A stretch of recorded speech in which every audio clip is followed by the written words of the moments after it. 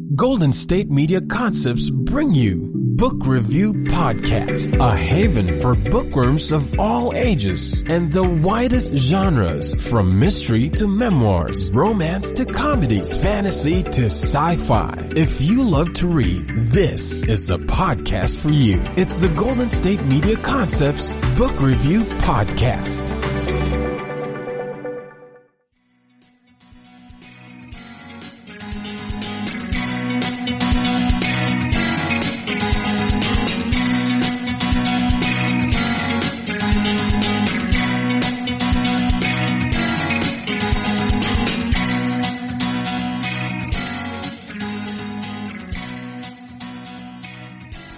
Hello and welcome to the GSMC Book Review Podcast, brought to you by the GSMC Podcast Network. I am your host, Sarah. It is Tuesday, and as always, I am very happy to be with you.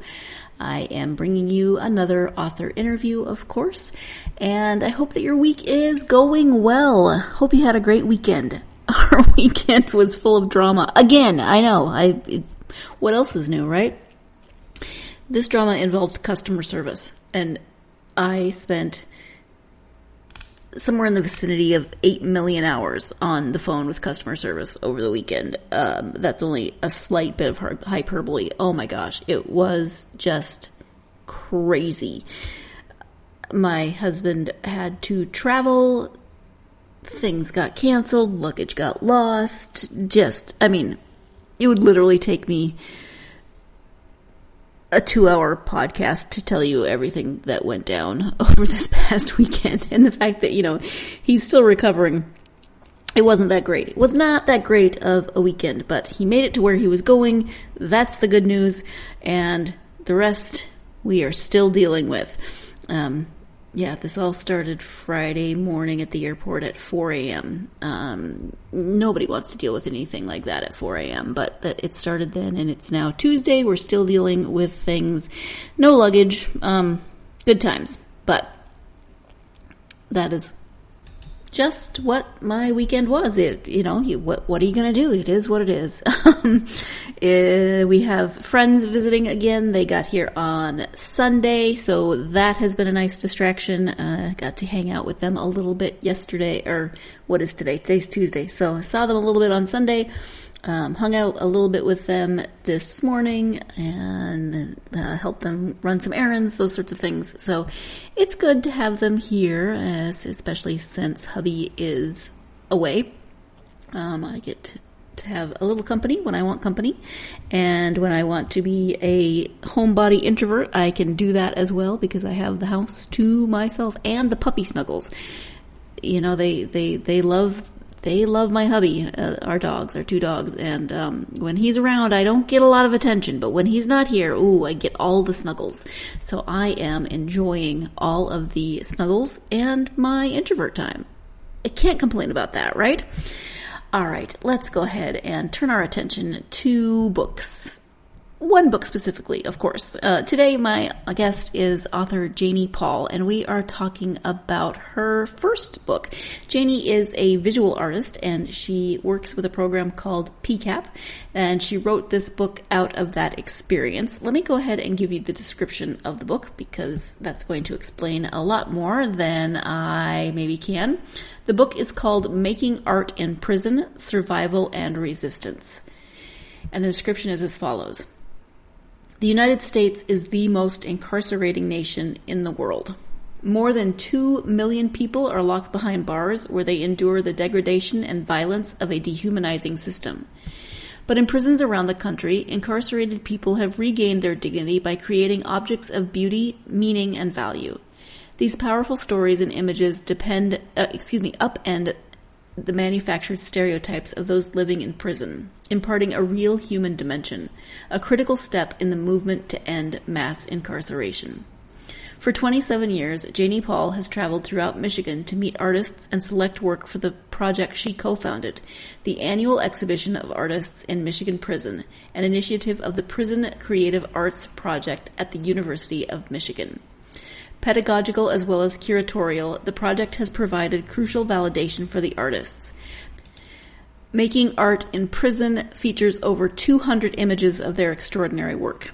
Delving deeply into the ways in which incarcerated artists create meaning through their artistic practice, Paul explains how the making, sharing, and formation of artistic friendships within prisons can constitute acts of resistance against the violence and banality of prison life. Most of the artists did not make art before coming to prison. Their accomplishments show that art making need not be a privilege of the few, but is rather a basic human need, and in these circumstances, a necessary means of survival. Making art in prison reveals, through the eyes of the artists who have lived through it, what mass incarceration looks and feels like in the United States. It reveals the ways in which they keep their humanity intact. It invites us to reflect on our own humanity and the problem of living in a country that incarcerates more of its population than any other nation in the world. It also invites us to look closely at the images and appreciate the richness of life and luminosity emerging from the darkest corner of our country. So again, that is the description of Making Art in Prison, Survival and Resistance by Janie Paul. And I really like that last paragraph, the way it kind of summarizes the description. I think we all have certain preconceived notions, maybe certain stereotypes of what it means to be in prison, who is imprisoned, why they have been imprisoned, and we have then stereotypes about those types of people, who they are, what they are, etc. And a book like this, because it looks at that system through the lens of art and the art created by the people incarcerated, I think can really shift our perspective a little bit. I really enjoyed getting to know the people that are featured in the book through their art and through some of their story. We don't hear all of their story, but we hear some of it, especially as it pertains to art.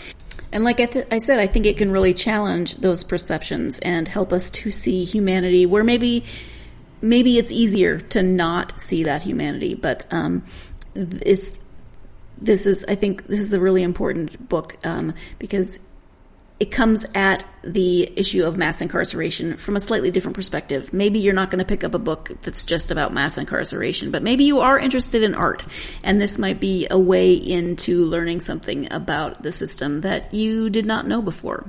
At any rate, we're going to let Janie talk more about PCAP, that program that she and her late husband co-founded, what it does, what it means, and what this art exhibition means to those who are creating art. So let's go ahead and turn now to that interview with Janie. Hi, Janie. Welcome to the podcast. Hi. Glad to be here. I'm glad to have you here. I'm very happy to have you. We're going to talk about your book. It's called Making Art in Prison, Survival and Resistance. Before we do that, though, if you wouldn't mind just starting off sharing a little bit about yourself, that would be wonderful. Sure. I am a visual artist and a writer. I've been a visual artist all my life. I just recently became a writer. This is my first book, although I have been doing some writing longer than that. I'm a retired professor of art from the University of Michigan Stamp School of Art and Design, where I taught classes in drawing and color and senior projects, as well as a class I taught for many years where I took my students into juvenile facilities and prisons to do art workshops. And I also created a class where my students and I went into schools in Detroit with no art programs to do art. So I was sort of half in the studio side and half in a kind of community connections capacity. And I live in Ann Arbor, Michigan, which I love. I live kind of in the country. I grew up in Massachusetts in a rural area, and then California, and then New York, and then came here. So art has always been a way that I have felt grounded and settled in my life since I've moved around quite a bit. Yeah, it's definitely something that you can take with you anywhere you go, right, which is wonderful. Well, the book, as I said, is called Making Art in Prison. And as we talk about that, it might be a good place to start with the program that you are a part of, which is the initials are PCAP. Do you want to talk a little bit more about that program? Sure. It's called PCAP, and it stands for Prison Creative Arts Project. It's been around for about 30 years, and it's a program within the University of Michigan. It was founded by my late husband, Buzz Alexander, who was a professor in the English department, who had been a political activist as well as a scholar in the novel and in film. He had many interests, but he in various ways, he got involved in the issues of mass incarceration, became very concerned with that, and was asked to do a theater workshop at a women's prison in Michigan in 1990. And that started the whole thing. He became really committed to that. And he soon began teaching classes in which his students went into prisons to do theater and writing workshops. And that was the beginning of PCAP. What happened was students who had been doing them in the workshops in the classes wanted to keep volunteering, and so they decided to meet weekly to discuss their issues and what was happening and their joy and their sadness about being with incarceration. So that formed the basis of PCAP. It's since grown tremendously. And we have 3 arms of PCAP. One are the workshops. We have many workshops going on in all of the arts all around southeastern Michigan. We have the annual exhibition of artists in Michigan prisons, which my book is based in, which has been we're now in our 28th year. And we have the Linkage Project, which is a community of artists who were in our workshops who have come home, and we create a community for them. So it's a very highly respected and established program here at the university, and made up of faculty, students, and community volunteers, based on the idea that art is about growth, about exploration, improvisation, and joy. And these things are the antithesis of what happens in prison. And so we believe it's really important to bring that into the prisons to enhance people's lives, and then also to bring the work out in the form of the exhibition to show people in the world what talented and ingenious people are actually locked up in our system. Yeah, it really is an amazing program, and the way it's grown, but also just the extent of the program, I think, is amazing. And the fact that it's gone on for decades really is a testament to your husband and to the people who are continuing to make it work. It's really impressive. Yeah, it is. And I think it's because it's based in a really great philosophy, which is that we're not going in to help. We don't like the word help. We rather have a non-hierarchical relationship. We go in to create spaces in which we all grow. We may be the facilitators of the experience, but we're also the participants. And it's a very moving shared experience that anyone who does a workshop or goes in to do selection visits for the exhibition experiences. Now that you've had a little bit of an introduction to Janie and the program and the book, it is time for our first break of this episode. When we come back, we're going to be talking more about the exhibition itself, the selection process, etc. So stay tuned. You're listening to the GSMC Book Review Podcast, and I will be right back. The GSMC Life and Happiness Podcast takes you on a journey of exploration. We'll discuss tried and true methods alongside the latest trends of how to best live your life to its fullest and happiest. From psychology to meditation, science to self-help books, the GSMC Life and Happiness Podcast will help you to discover what makes you happy and how you can live life being the best you possible. Download the GSMC Life and Happiness Podcast on iTunes, Stitcher, SoundCloud, Google Play, or anywhere you find podcasts. Just type GSMC in the search bar.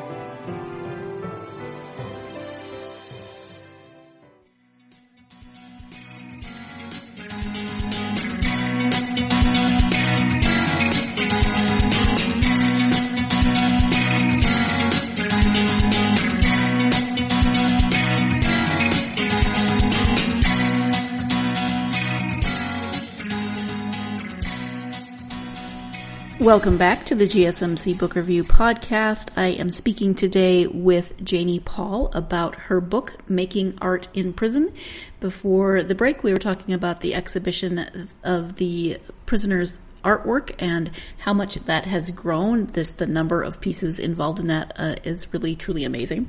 So let's go ahead and return now to the interview with Janie Paul. And each year you do the exhibition, so people can submit their work, and then that is both exhibited and it can be sold. So can you talk about that selection process a little bit more? Yeah, I'd love to. We're actually about to start it in a couple of weeks. The selection process goes on all fall. We go to all of the prisons in Michigan, and right now there are, I believe, 28. There have been as many as 35 in the past. We have a group of curators. So the group is about 7 or 8 people. And the first thing that happens is that the person who's the coordinator sets up an itinerary of visits. And then the curators divide up, and we don't each go to all of the prisons, but we each go to some of the prisons, along with some students and volunteers. And so what the selection visits are very intense, and it's really the heart of our exhibition project. So we'll go to a prison, and say it's a men's prison, and we'll go into usually a classroom or a gym. And the artists are usually already there, and they've laid out all their work on tables, and they're standing near their work. And this is such a big day for them. I just had a message from somebody one of the artists who said to me, it's amazing to watch these big, tough guys who are really tough out in the yard, and then they're quaking in their boots, but they're so nervous before they come to the selection visit. The nervousness is just what we all experience, when someone's going to look at our work. But it becomes very quickly a very happy and joyous social occasion. We spend the visit is divided up into 3 parts. The first part, which lasts about 45 minutes, is very social, as I said, and this is very unusual in prison. There's no other occasion where incarcerated people get to just socialize freely with people in the world. So we mingle around, and we look at everybody's work, and we greet people that we've known for like 10 or 20 years, and, hey, how are you? And how's your work going? And we look at the work, then there are new people, and, very curious about them and their work. So that's a very intense time. Then the second period of time, which is also about the same length of time, they leave the room, or if it's a very big gym, they might go to the other side of the room. And we as a group go around and we look at all the work, and we decide what pieces we're going to take, and which pieces we aren't going to take. We try to be as inclusive as we can, but we do turn people down. Usually they're beginning artists, and often if we give them really good feedback in the third section of our visit, they feel very encouraged and come back the next year. We have so many pieces of art in the show. Last year, we've had up to 800 pieces, and it's not a huge gallery. So we hang them salon style, and we also have work in print racks. So at this point, we can only take 2 pieces by each artist, in very rare cases 3. When we started and there were fewer artists, we took up to 5 or 6 pieces by each person, but the show has grown so much that we can't do that. So then in the third phase, we call each person in to have an individual conversation with one of us. And these conversations are usually simultaneous. That is, if there are 3 or 4 people who have an art background, there will be simultaneous conversations going on in which we may pick up with themes we started in the first section, but we're telling them what we've selected. In some cases, if we can't decide, we ask the artist what they would like to include. And this is another chance to give feedback. So we think of our project as a pedagogical as well as curatorial, meaning that we are really trying to help the artists grow in their artistic practice. So we give feedback, suggestions, ask questions, etc.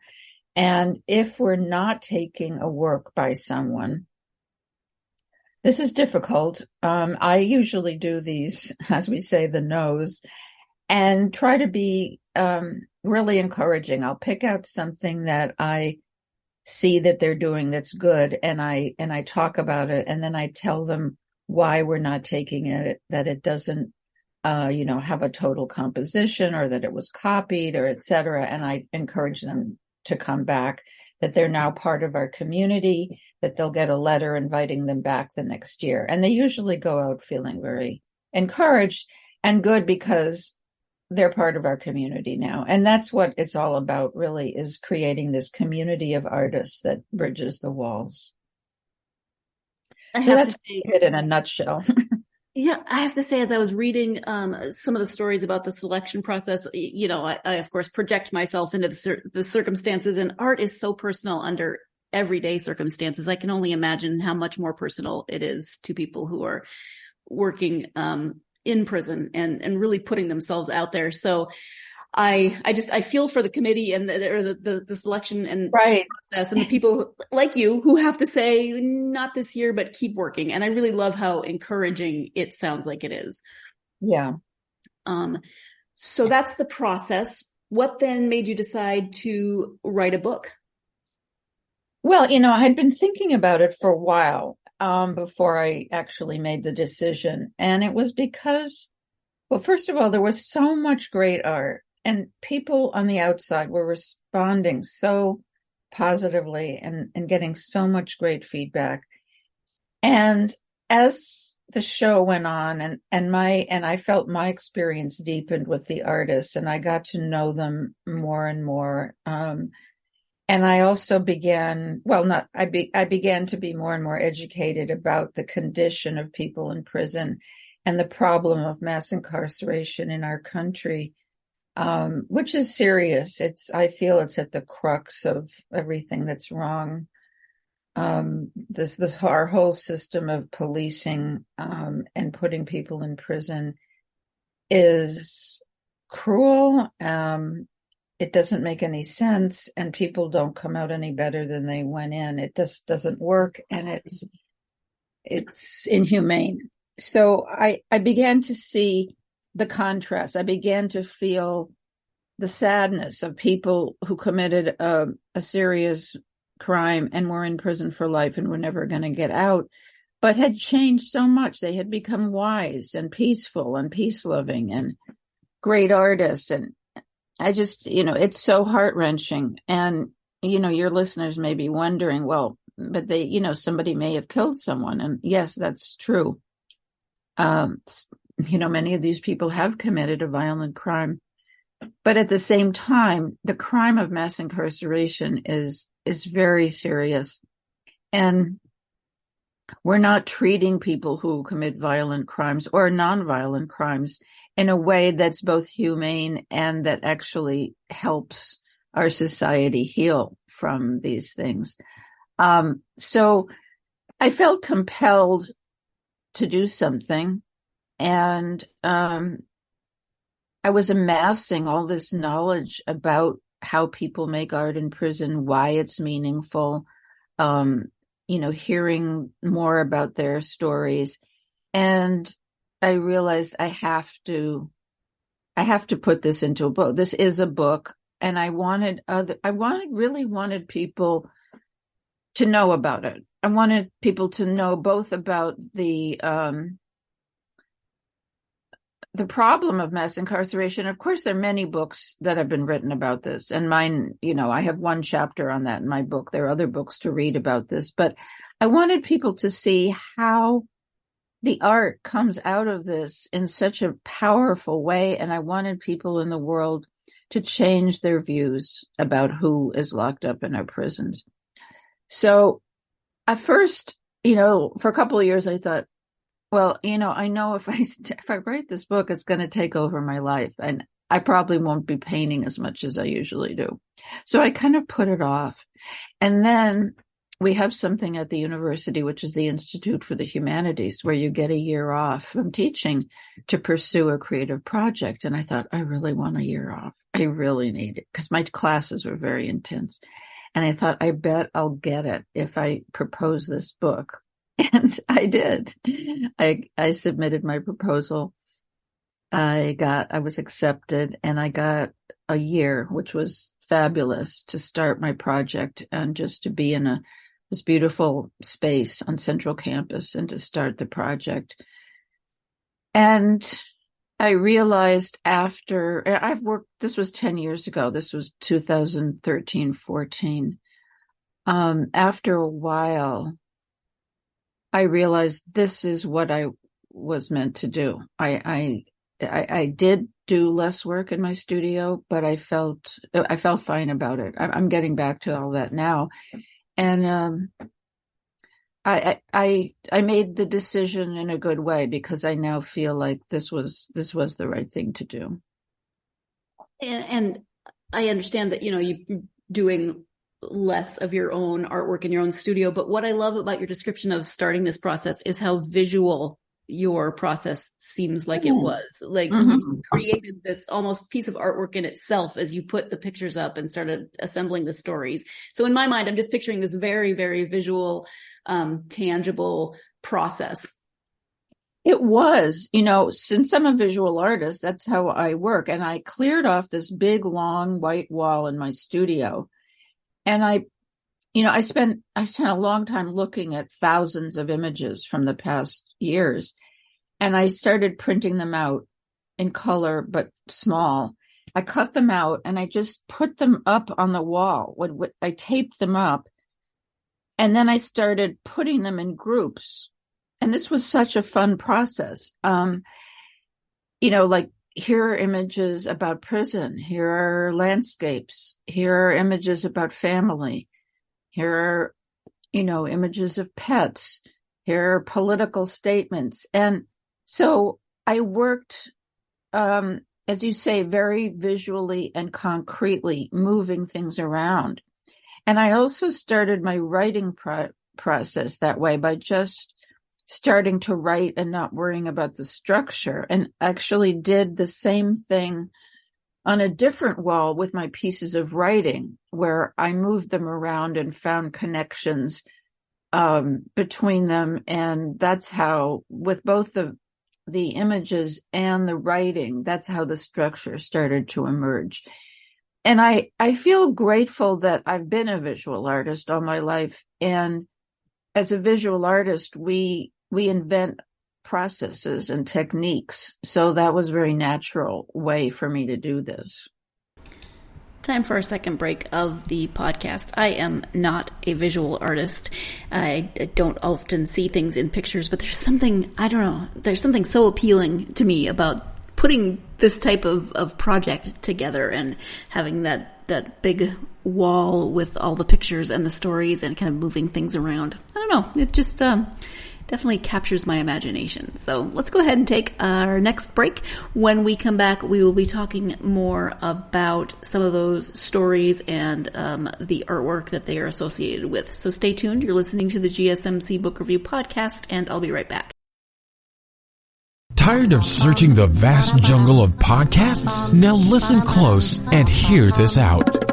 There's a podcast network that covers just about everything that you've been searching. Hey! The Golden State Media Concepts Podcast Network is here. Nothing less than a podcast bliss with endless hours of podcast coverage. From news, sports, music, fashion, cooking, entertainment, fantasy, football, and so much more. So stop lurking around and go straight out to the Golden State Media Concepts Podcast Network. Guaranteed to fill that podcast itch. Whatever it may be. Visit us at www.gsmcpodcast.com. Follow us on Facebook and Twitter, and download us on iTunes, SoundCloud, and Google Play.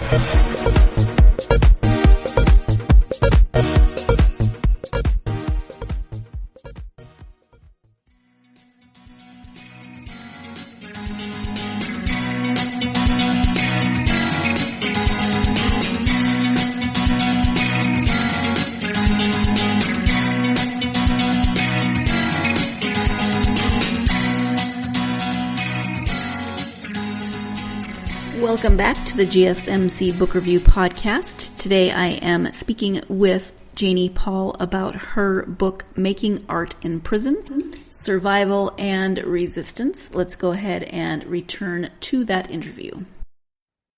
And what I love is that not only are we able to see some of the art in the book, the ones that you chose, we get to hear the artist's interpretation and the story behind the making of it. So we get to hear some of their story as well as their discussion of the artwork.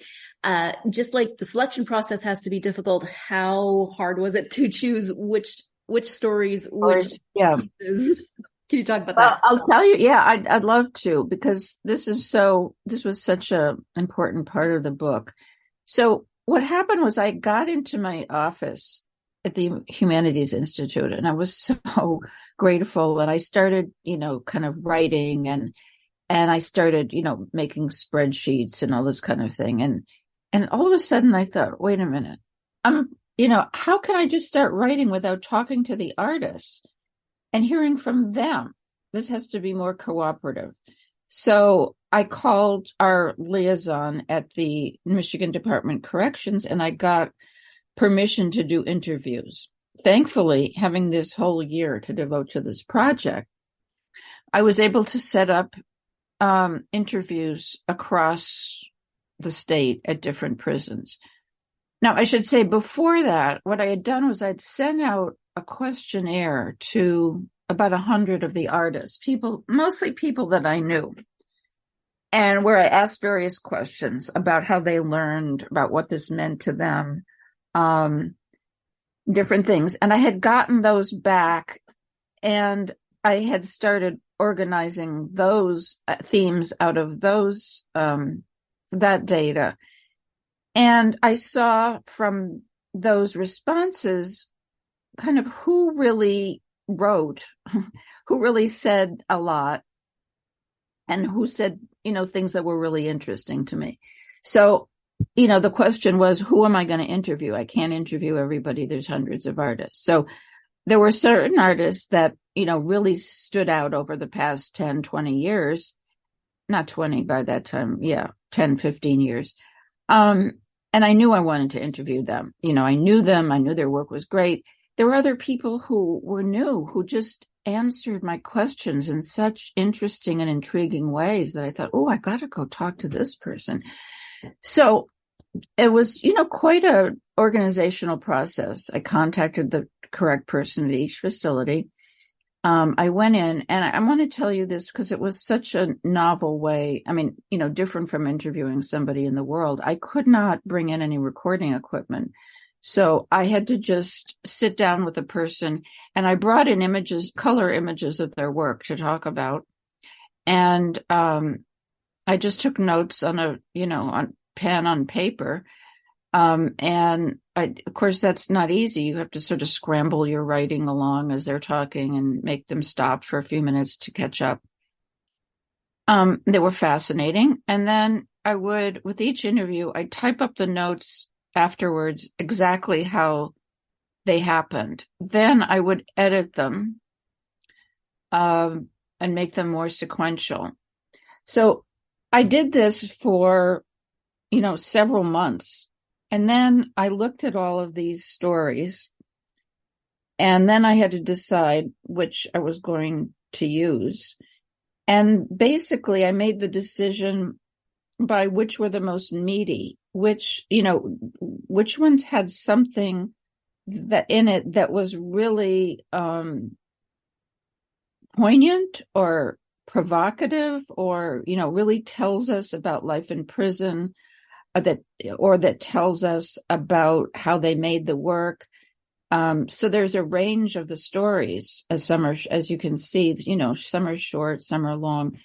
There were a couple that were, there were a few, the ones that were eliminated were when the person just didn't probably know how to give interesting answers. So what ended up happening is that,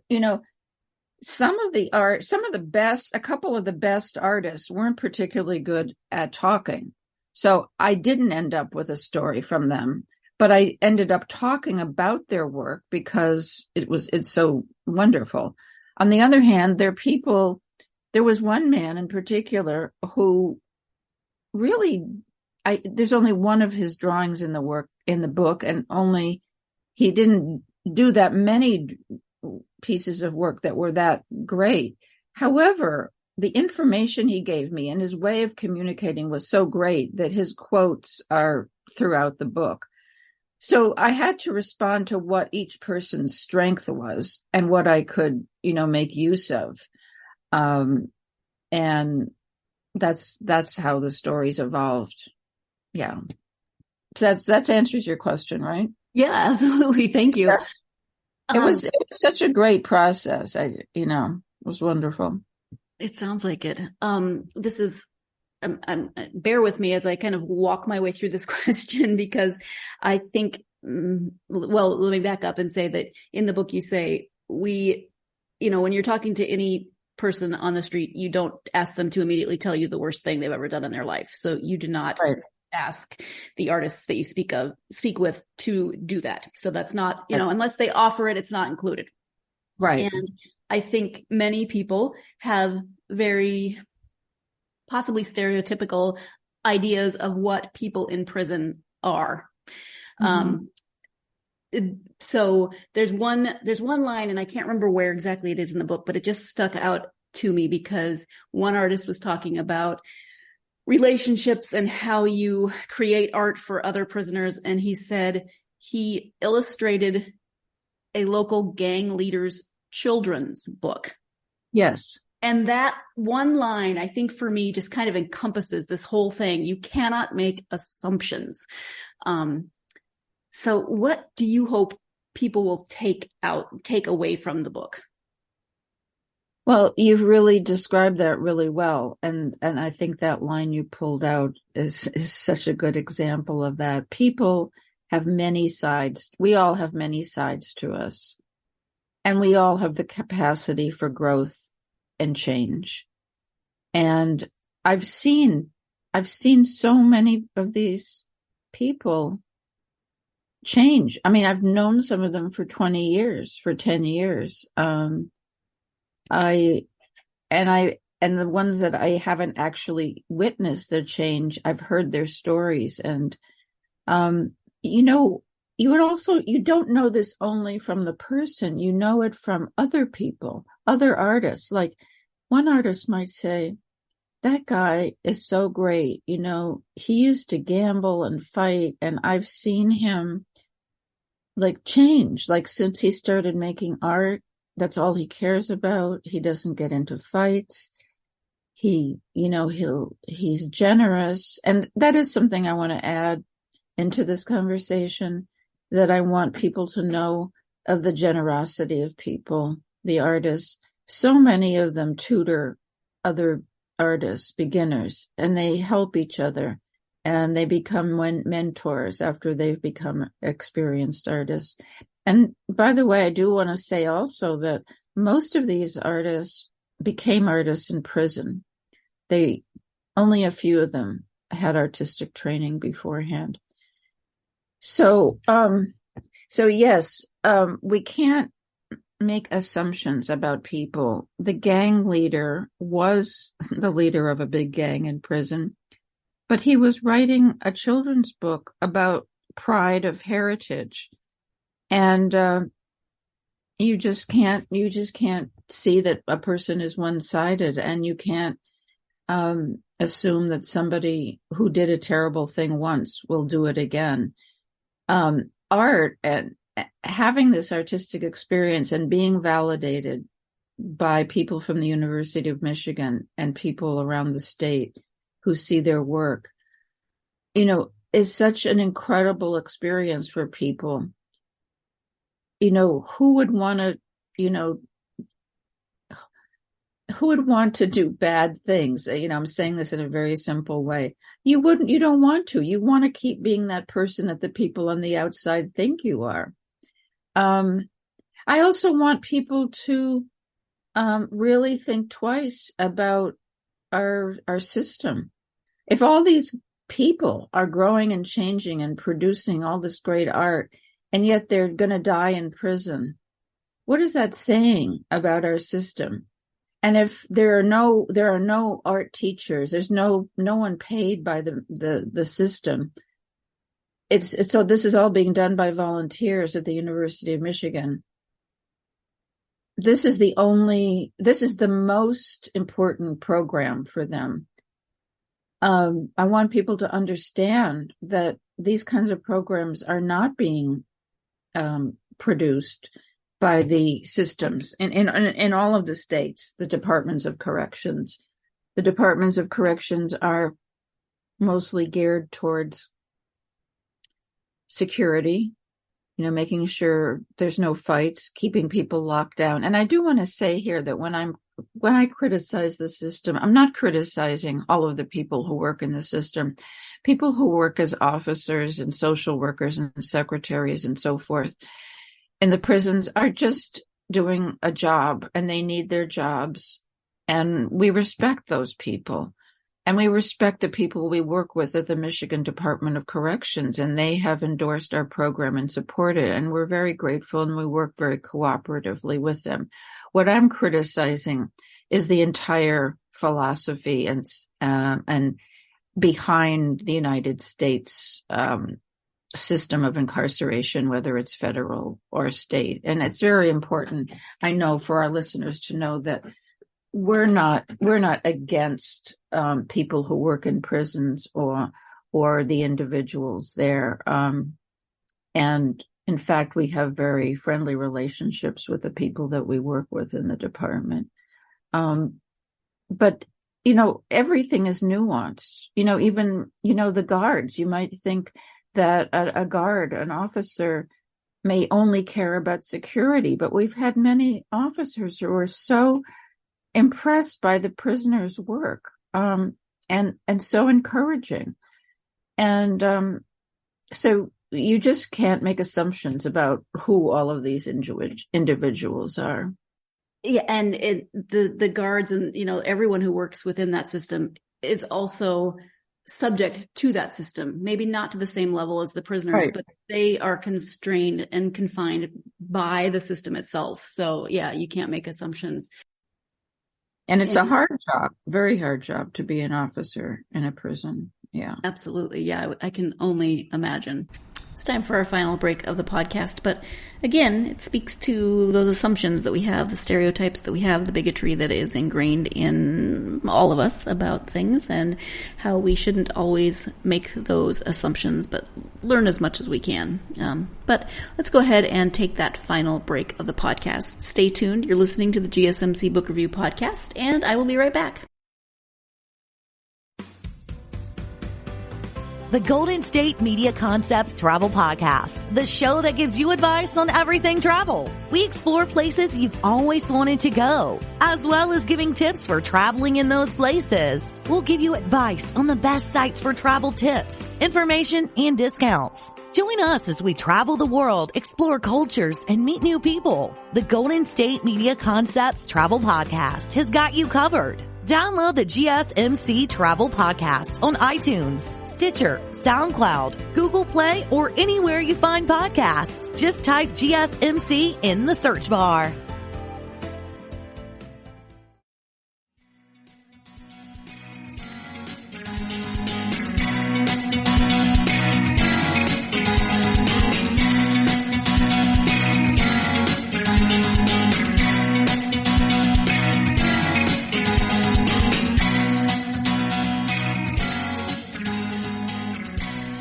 Welcome back to the GSMC Book Review Podcast and my interview with Janie Paul. As a reminder, before the break, she was talking about programs of this type of artistic programs of this type in prisons and how they tend to be run by volunteers, funded from outside sources. They don't necessarily come from within the system. So just a reminder that is what we were talking about before the break, so that my next comment makes a little bit more sense. I think what you're talking about also is indicative of society as a whole, unfortunately, right now, in that so many arts programs are being cut. Yeah. and the effect that that has on students. Do you want to talk a little bit about that? Oh, absolutely. That's so important. I mean, this whole experience is just proof of how important art is. I discuss this in the book. I believe art is a basic human need, artistic expression in whatever form, music, dance, visual art, theater. It's something that humans have been doing since the very beginning of time, of human existence. I also, most of my life, worked with children, teaching art in schools in New York City and in Detroit, in marginalized populations in schools that were, underserved and didn't have art. And I came to feel how crucial it is for children for humans to have the artistic experience. And this whole belief was just strengthened by seeing all these people in prison who never thought about art in their life before coming to prison, who became artists and who were able to do it. I mean, here you have like a group of people who just became artists. It shows you that it doesn't have to be the realm of a few special, talented people. Most people can make art. So I really believe that, that's a whole other topic, our educational system, which has become more and more rigid, less oriented towards free exploration and, experiences in nature or free time. I think it's really interesting that in Finland, which is supposed to have the best educational system, they have fewer hours of the day in school. They have time outside and they don't have much homework, and the students do better than any of, I think, they rank very, very high. In contrast, a lot of our schools are really dominated by testing and by standardized testing. And what I try to do in teaching children and adults is to emphasize the power of metaphor and the imagination. In order to solve the world's problems, we really need people who are imaginative. And art is about the imagination, and it's also about problem solving. And as I was saying earlier in our interview, it's about inventing processes and techniques and modes of continuing growth. And it's just so important. It's so important for our schools to have this. Yes. And one thing that I really appreciate about the book is that sometimes when we think about art, we think about, kind of grand paintings or sculptures or just really intricate, detailed. I can't draw to save my life. But I crochet, and there is one story of a woman who crochets. And so I love that you include the handicrafts and some of those types of arts, fiber crafts, etc., because those are just as important to creative minds.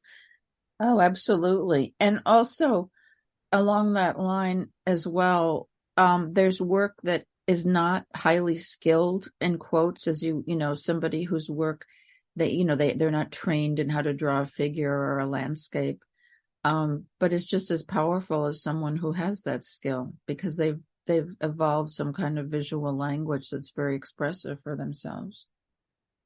Yes. You mentioned that this project was, exactly what you felt like you were meant to be doing. Would you want to continue this and write another book or do something similar, maybe on a slightly different path? Have you thought about that at all? I have.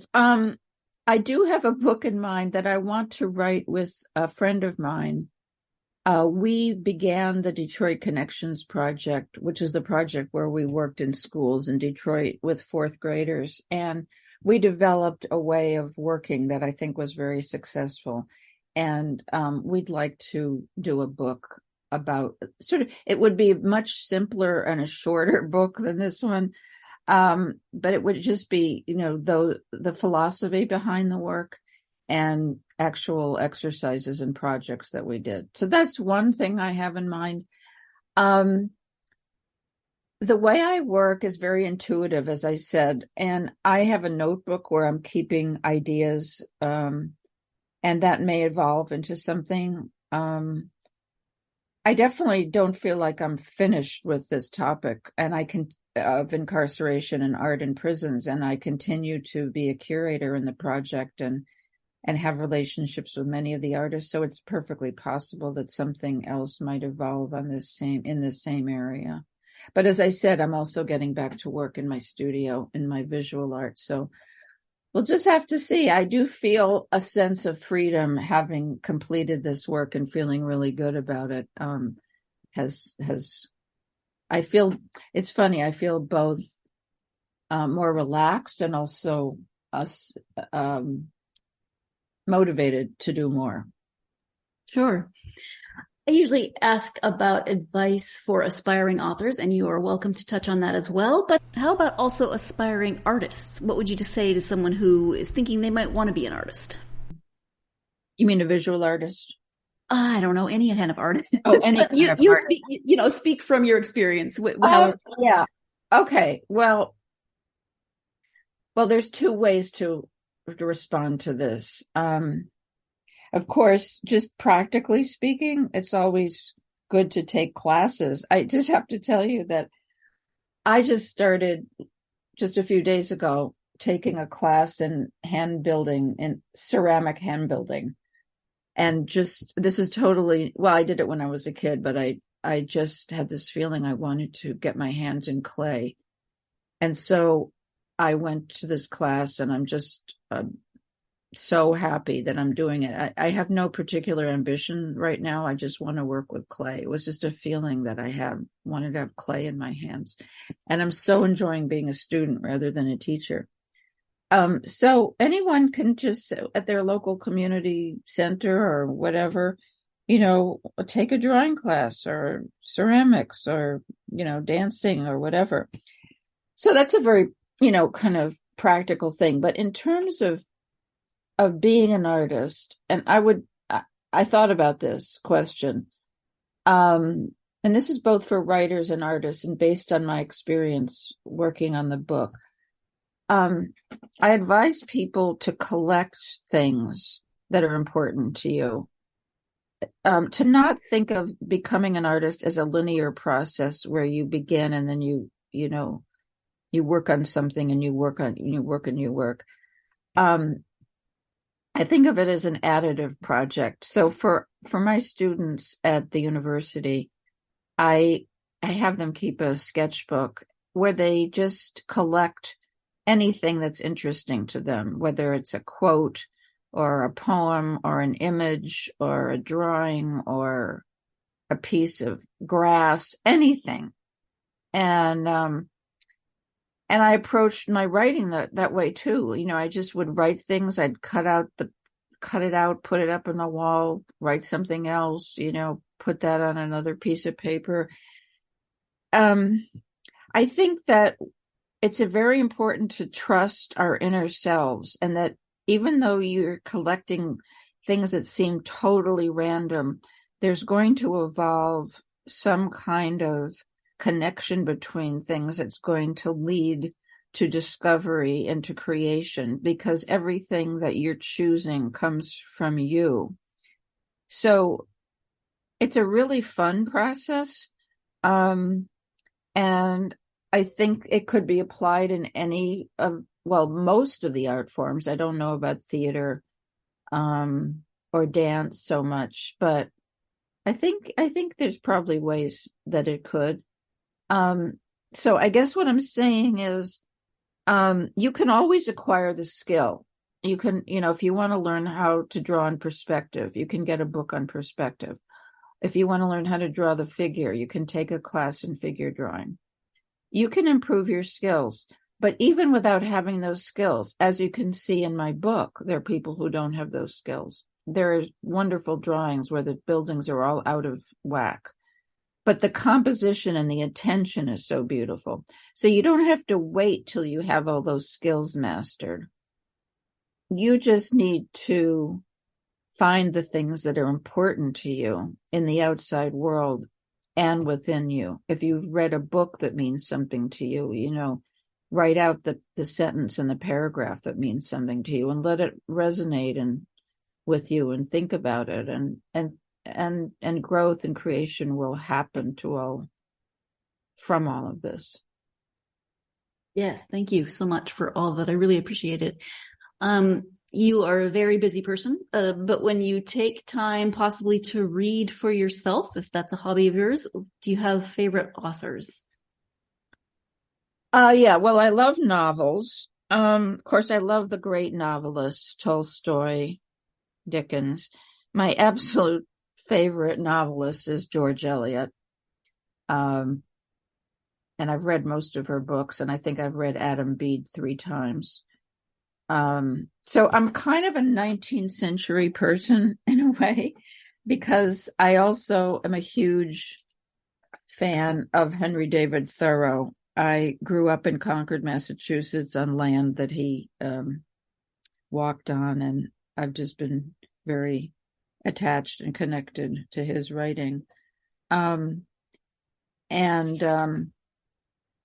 Actually, he was writing not that dissimilar a time as George Eliot. So current, novelists I've really enjoyed are Barbara Kingsolver, Anthony Doerr, who wrote All the Light We Cannot See and The Cloud Cuckoo Land, Amor Towles, who wrote Gentleman in Moscow. I mean, I love really well-written novels. At the same time, I'm reading a lot of history about the United States imperialism and racism. Just Mercy by Brian Stevenson, about the prison system. And I realized, I was thinking about this question, that some of my favorite authors and are philosophers as well. I love Gaston Bachelard, who was a French philosopher in the 20th century, who wrote a book called The Poetics of Space and a book called The Poetics of Reverie. And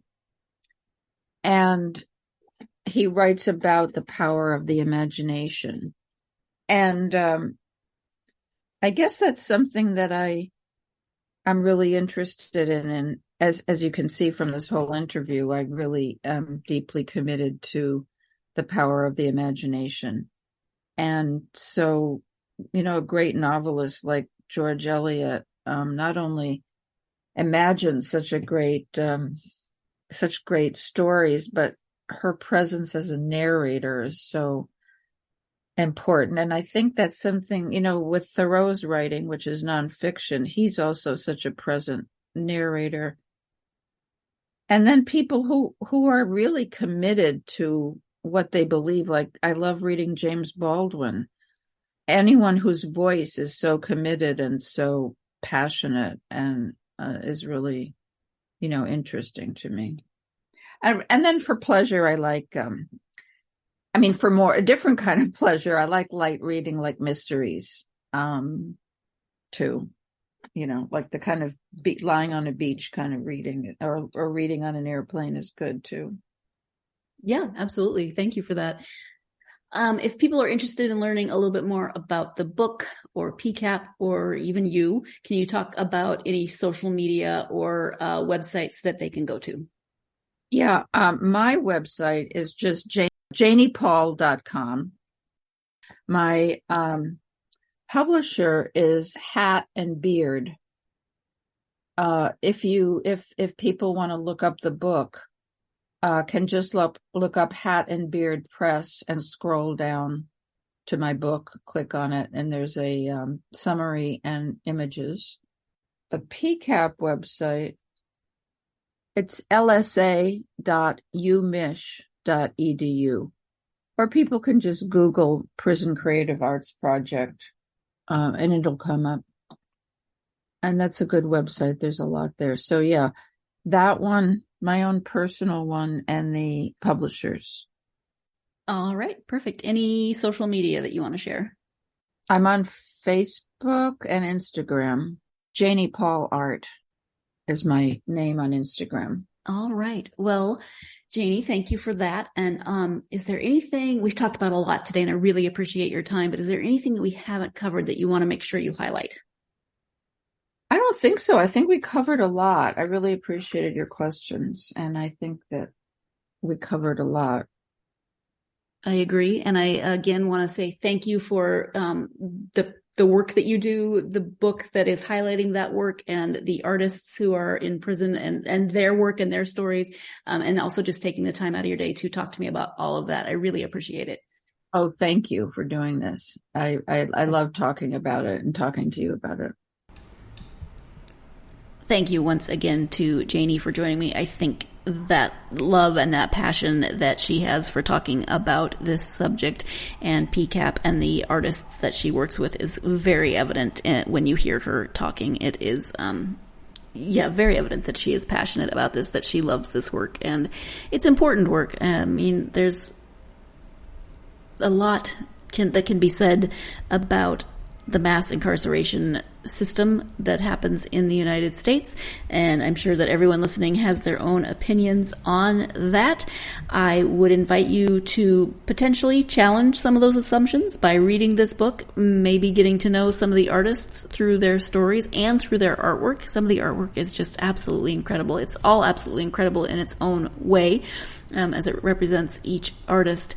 But if you are maybe wanting to learn more about mass incarceration, this is one way to do that. It's a different entry point into that topic because it does look at it through the lens of art. Maybe you yourself are an artist, or you are interested in art, or etc. But there's a lot of different entry points into this book, and it will teach readers a lot, but also, again, potentially open readers' eyes to the system of incarceration in the U.S., but also the people that are incarcerated within the U.S., at least the small subset of them who create art for these various art programs, specifically, of course, the one in Michigan, which is the one that Janie is talking about. But definitely check out this book if it is something that sounds interesting to you. As always, thank you for joining me for this episode. I hope that you will join me next time. I have a returning author coming back to the podcast. Ashley Winstead will be joining me to talk about The Boyfriend Candidate. So we are going a little lighter with the tone of the book for next week. Hope you will join me for that. I'm looking forward to speaking with Ashley again. In the meantime, there's all of those wonderful things that you can do, if you have not already done them, to help support this podcast. You can follow, like, subscribe, etc. on whatever platform you listen to the podcast on. That way you'll always know when there are new episodes. And if you are so inclined, you can leave a review. These things really help to get the podcast out to more listeners. You can also follow on social media, Facebook, Twitter, TikTok, and Instagram, wherever you like to hang out on social media, one of those platforms. Maybe you can come find the podcast and let me know what you've been reading, what you want to read, etc. Hope you're having a great week. I hope you have not had to deal with customer service this week, or if you did, it was a pleasant experience, because sometimes it is pleasant. Shout out to all those customer service people out there who are doing a really great job. You are appreciated so very much. Whatever you're doing. And if you're on hold with customer service especially, whatever you're doing this week, I hope you can find plenty of time to get yourself lost in a great book. Thank you so much. You've been listening to the Golden State Media Concepts Book Review Podcast, part of the Golden State Media Concepts Podcast Network. You can find this show and others like it at www.gsmcpodcast.com. Download our podcast on iTunes, Stitcher, SoundCloud, and Google Play. Just type in GSMC to find all the shows from the Golden State Media Concepts Podcast Network, from movies to music, from sports to entertainment, and even weird news. You can also follow us on Twitter and on Facebook. Thank you, and we hope you have enjoyed today's program.